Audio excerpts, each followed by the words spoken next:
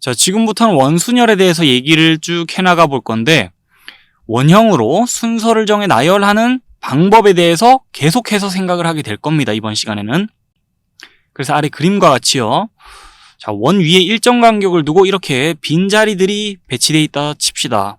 그 상황에서 서로 다른 것들을 이 빈자리들에 배열하는 방법은 몇 가지나 있을까? 그걸 생각하게 될 것이고, 이런 수식을 보게 될 거예요, 최종적으로. 자, 서로 다른 n개를 원형으로 순서를 정해 배열하는 방법의 수가 이렇습니다.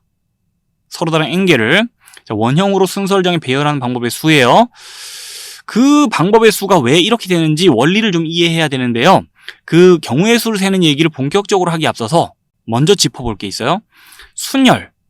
자, 그냥 순서를 정해 나열하는 거 하고요. 그 다음에 원형으로 순서를 정해 나열하는 거하고 차이점을 좀 인지를 하면서 그러면서 이 멘트를 좀 짚어봐야 돼요. 회전하여 일치하는 것을 모두 같은 경우로 간주한다라는 요 멘트가 원순열을 공부하는 동안 계속해서 따라다닐 거거든요. 자, 문장의 의미를 한번 잘 짚고 넘어가야 되기 때문에 먼저 요 내용부터를 한번 얘기를 하고 올게요. 자, 그러면 그냥 순열하고 비교를 좀 해가면서 얘기를 할 건데, 그냥 순열은 뭐였죠? 직선형으로 자리를 쭉 깔아놓고 여기다 서로 다른 것들을 배열하는 그 방법의 수를 계속 헤아려 왔었죠. 순열에서 하던 게 그거였죠.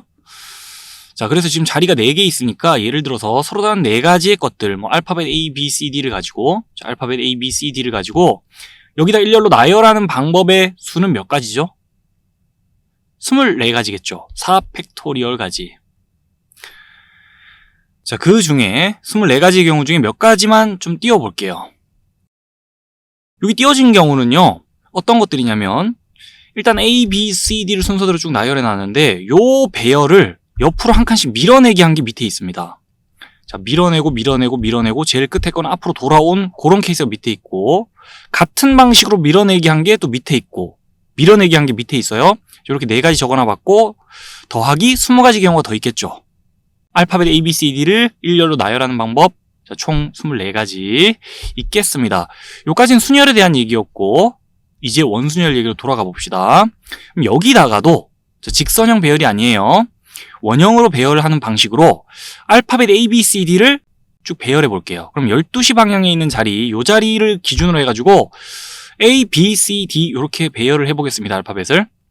자, 그리고 나서 옆에다가 하나의 배열을 또 띄울 건데, 요 배열을요 90도만큼 회전을 시킨다 칩시다. 90도만큼 회전을 시켜가지고 알파벳 A를 여기서부터 깔아놓는다 칩시다. A, B, C, D 순으로 요렇게 배열을 해놓으면요, 지금 12시 방향에서부터 알파벳을 읽어보면 A, B, C, D, 여긴 D, A, B, C 서로 다른 경우 같죠. 근데 원순열에서는 회전하여 일치하는 경우를 하나로 본다는 요 멘트 정말 자주 등장합니다. 원순열 공부하면서. 이 멘트를 안 읽어봤다면 원순열을 공부하지 않은 거랑 똑같아요. 회전하여 일치하는 경우, 회전하여 일치하는 거를 모두 같은 경우, 하나의 경우로 간주한다는 거예요. 90도만큼 회전시키면 요 배열 나오죠. 하나의 경우로 간주한다는 거예요. 여기로 가서 첫 번째 자리부터 놓여있는 알파벳 A, B, C, D죠. 순서대로 읽으면 여긴 D, A, B, C죠. 순열에서는 요 경우와 요 경우가 서로 다른 경우로 카운트 되었죠. 알파벳 4개를 일렬로 나열하는 방법에서 셀 때 하나, 둘 이렇게 따로따로 세잖아요. 그런데 원순열에서는 같은 경우로 간주해가지고 하나의 경우로 간주해서, 자, 똑같은 경우니까 여기 중복해서 세면 안 돼. 얘만 센다 이거예요. 하나 이렇게. 하나, 둘 아닙니다. 경우에서 셀 때. 그리고 같은 경우라고 볼 수 있는 게 더 있어요.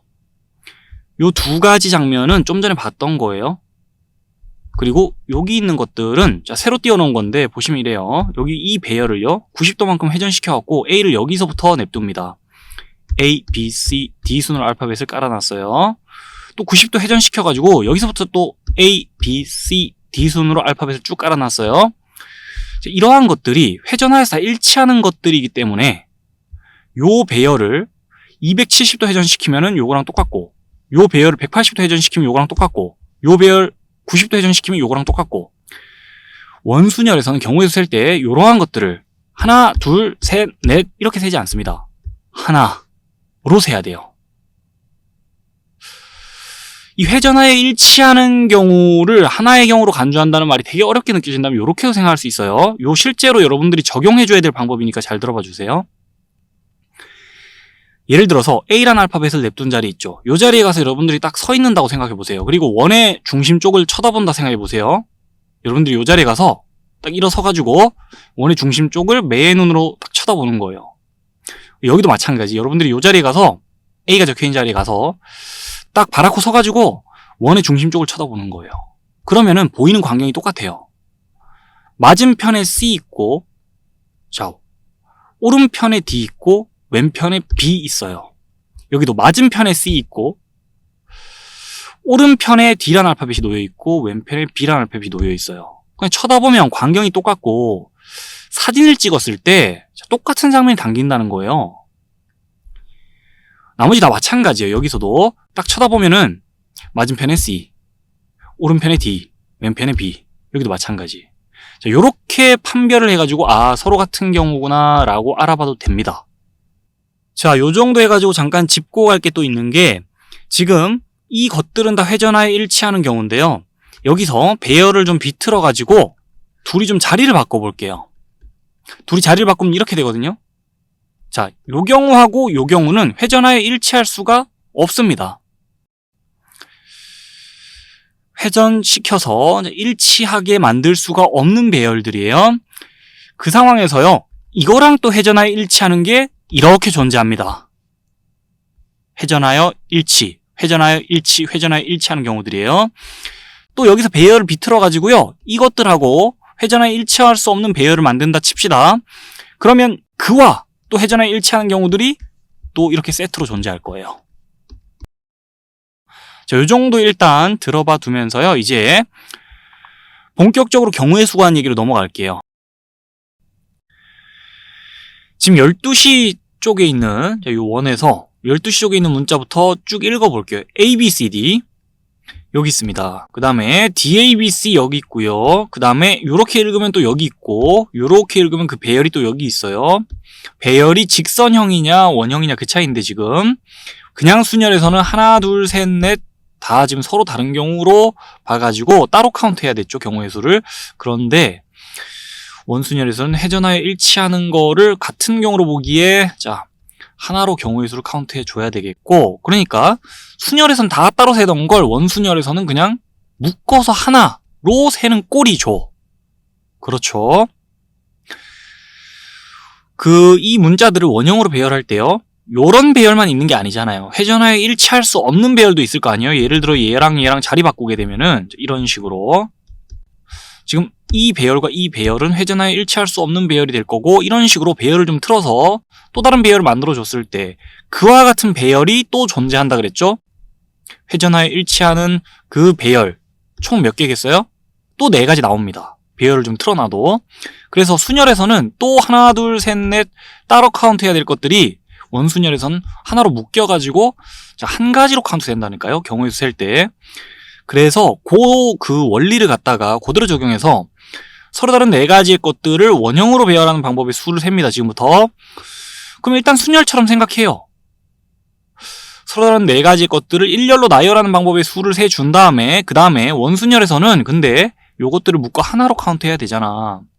또 4가지의 것들을 묶어 하나로 카운트해야 되잖아. 그러니까 그 가지치기 할 때요, 가지가 촥 갈라지면 곱의 법칙 적용하는 게 맞죠. 수형도로 봤을 때 가지가 촥 갈라지면은 곱의 법칙 적용해야 되죠. 경우의 수 늘어나는 거고. 근데 지금은 갈라져 있던 가지가 묶여 들어오잖아요. 그런 경우에는 경우의 수가 줄어드는 꼴이고 곱하기 역연산을 해줘야 돼서 나누기 4를 해줘야 돼요. 지금 4개씩이 하나로 뭉쳐지니까 나누기 4 해야 돼요. 그래서 정리하면은 요렇게 됩니다. 서로 다른 4개를 원형으로 배열하는 방법의 수입니다, 이게. 여기까지 얘기한 거 잠깐 정리하고 갈게요. 지금 원순열에서 경우의 수 세는 얘기하고 있는데 어떻게 하면 되나요? 순열처럼 먼저 생각합니다. 그리고 나서 맞다, 우리 순열 생각하는 거 아니지 참, 원순열 생각하는 거지. 원순열에서는 회전하에 일치하는 경우가 존재하니까 지금 묶어 세야 되지, 하나로 라면서 나눗셈 하는 거였어요. 그래서 예를 들어 지금 서로 다른 4개의 문자를 원형으로 순서를 정해 나열하는 방법의 수, 이렇게 구해주면 되겠습니다. 4사 약분 되겠죠? 그래서 3팩토리얼이라고 적어줄 수도 있겠고 답은 6인데 지금 뭐 답보다는 이렇게 경우의 수를 구하면 되는구나 라는 요 원리를 잘 이해해 주면서 조금 더 확장해서 한 번 더 생각을 할 게 있는 게 이제 서로 다른 n개를요 원형으로 순서를 정해 배열한 방법의 수 생각해 볼게요. 서로 다른 n개의 문자를 지금 원형으로 나열한 방법의 수 센다 칩시다. 그러면 어떻게 되면 되죠? 순열처럼 생각해요 우선. 그리고 나서 순열 아니지 참. 회전하에 일치하는 경우가 있을 테니까 하나로 묶어서 해야 되는데 자 회전하에 일치하는 경우가 몇 가지냐가 중요하죠. 총 n가지의 경우가 회전하에 일치하는 경우가 될 테니 n으로 나눠주면 됩니다.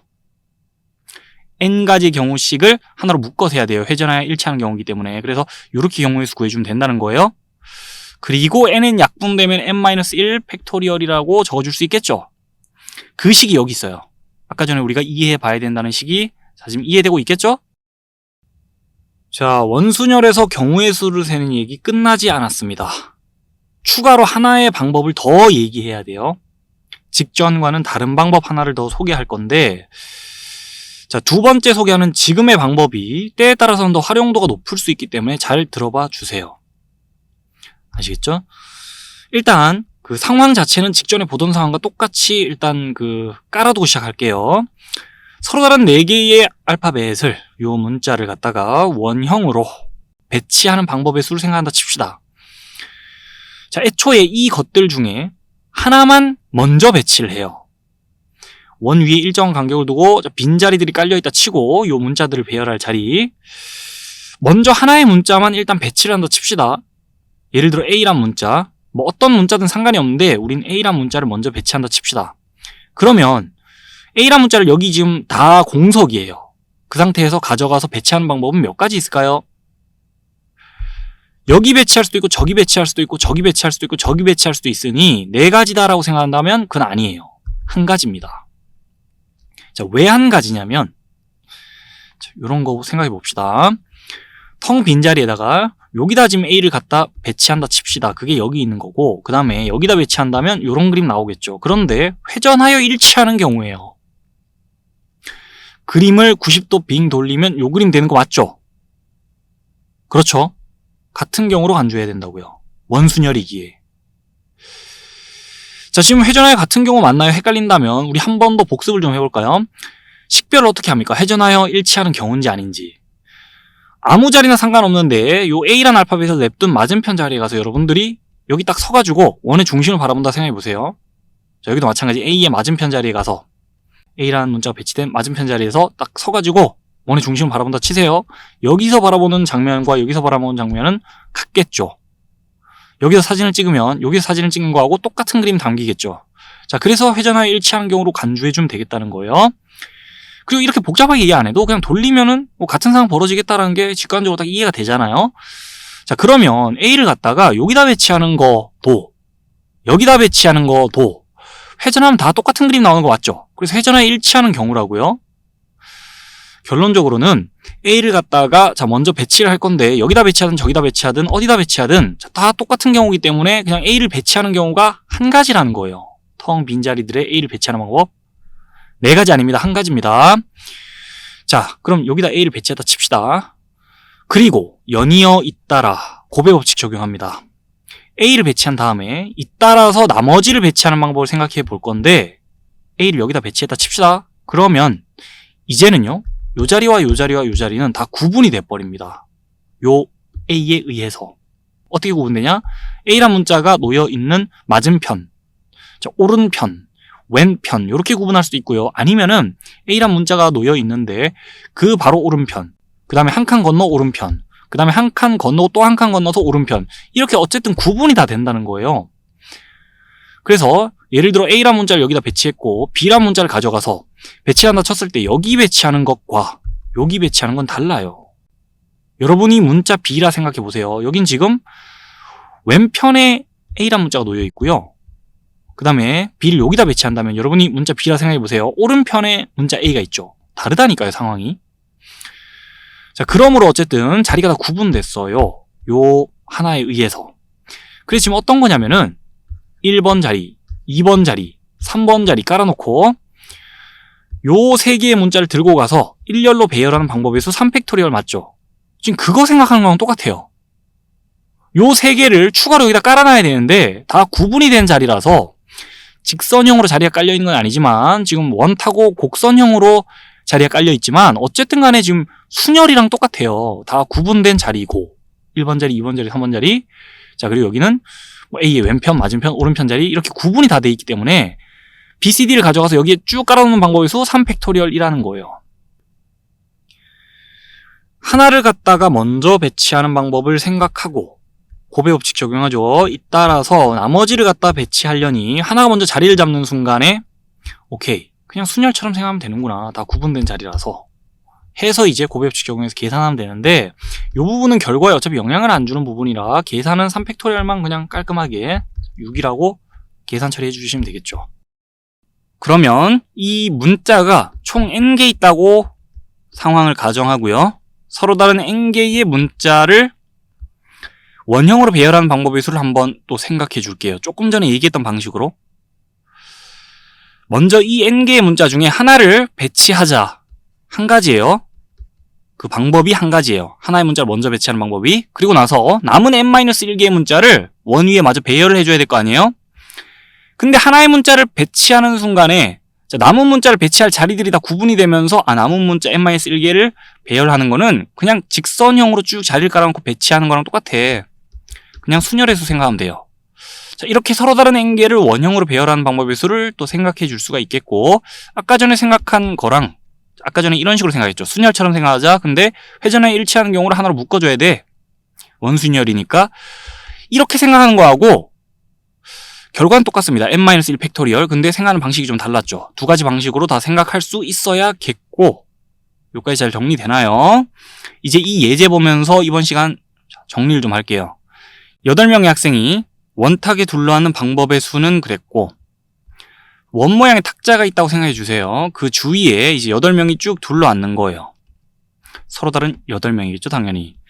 그러면 그냥 서로 다른 8개의 문자를 원형으로 배열하는 방법을 생각한 거랑 똑같습니다. 그래서 자, 우리 일단 순열처럼 생각한 다음에 나눗셈 해주는 방식으로 순열처럼 생각하는 거예요. 8팩토리얼. 근데 회전하에 일치하는 경우가 8가지 있겠어. 나누기 8 하는 거죠. 그렇게 경우의 수를 셀 수도 있겠고 아까 전에 얘기했던 방식이죠. 그리고 나서 지금과 같은 방식으로 세자면 자, 먼저 한 명이 자리 잡는 거예요. 그리고 나서 7명 남아있는데 그 7명이 쭉 마저 둘러앉는 방법에서 세는 겁니다. 이렇게 셀 수 있겠어요. 두 가지 방식 모두 이해해야 되겠고 자, 이제 이 정도는 익숙해졌다 싶으면 다음에는요 8명의 학생이 원탁에 둘러앉는 방법에서 또는 서로 다른 8가지를 원형으로 배열하는 방법에서 등을 생각할 때 바로 그냥 7팩토리얼 적어주면 돼요. 8 빼기 1 팩토리얼. 예를 들어서 총 10명의 학생이 원탁에 둘러앉는 방법을 생각해보자 하면은 그냥 생각 없이 이렇게 대답해도 됩니다. 그러나 왜 이렇게 대답하는지는 두 가지 방식으로 설명이 가능해야 되겠어요. 아시겠죠?